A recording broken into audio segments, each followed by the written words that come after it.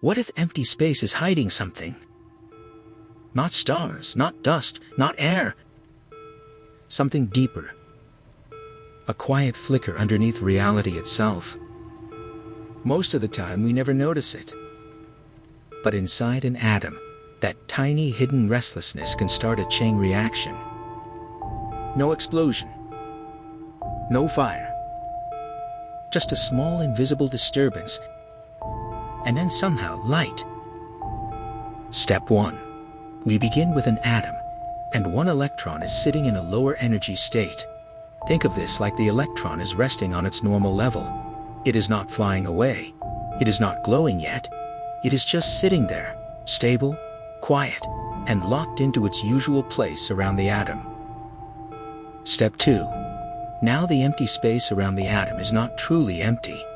Even in what we call a vacuum, the quantum field is still restless. Tiny fluctuations appear and disappear. These are not little solid balls smashing into the electron. They are more like faint invisible jitters in the field itself. And those jitters can gently disturb the electron. Step 3. That disturbance gives the electron a little kick. For a moment, the electron is pushed into a higher energy state. It is now excited. Not excited like a person at a party, but excited in the physics sense. It has more energy than it had before. It has moved from a lower energy level to a higher one.